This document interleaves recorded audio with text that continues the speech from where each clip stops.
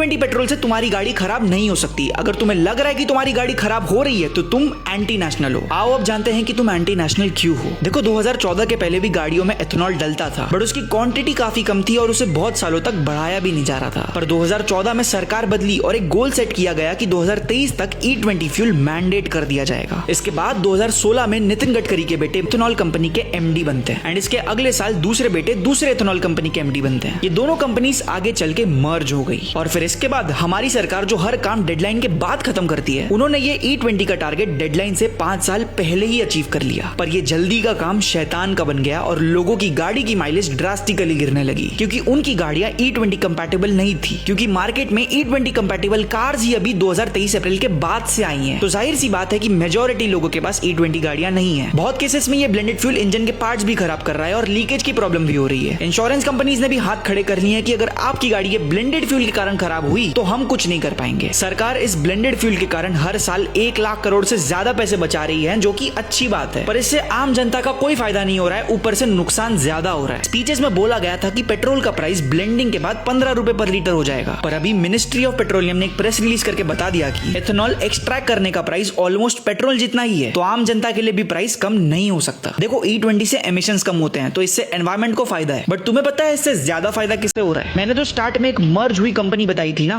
उस कंपनी का share price 40 रुपए से 750 रुपए तक पहुंच गया है। उस कंपनी का 2024 का टर्नओवर 170 करोड़ था, जो 2025 में 1000 करोड़ के ऊपर चला गया है। सरकार ने ब्राजील से इंस्पिरेशन ली है एथेनॉल ब्लेंडिंग की, पर सरकार ये भूल गई कि ब्राजील में ये प्रोसेस 1970 से शुरू हुआ है और धीरे धीरे इंप्लीमेंटेशन किया गया है। प्लस वहां आज भी अलग अलग ब्लेंडेड फ्यूल के ऑप्शन दिए जाते हैं ताकि लोग अपनी गाड़ी की कंपैटिबिलिटी के हिसाब से ब्लेंडेड फ्यूल चूज कर पाए। पर हमारे देश में E20 को थोपा जा रहा है, जिससे लोगों की गाड़ियां खराब हो रही हैं। 23 अगस्त को एक PIL भी फाइल की गई इस मैंडेट के अगेंस्ट, बट उसे सुप्रीम कोर्ट ने रिजेक्ट कर दिया। देखो हम ये बात इसलिए बोल रहे हैं क्योंकि ये इंपॉर्टेंट है, हमें कोई पैसे नहीं मिल रही है सच बोलने के। हाँ, पर सरकार ने E20 प्रमोट करने के लिए बड़े बड़े क्रिएटर्स को रीच आउट करके प्रमोशन वीडियो जरूर बनवाएं। तो अब आप समझ जाइए कि PR कहां हो रहा है और हम यहाँ बहुत सच बोलते हैं। तो आगे अपने देश की ऐसी और सच्चाई जानने के लिए अभी के अभी इंडिया इन लास्ट 24 आवर्स को फॉलो कर दो।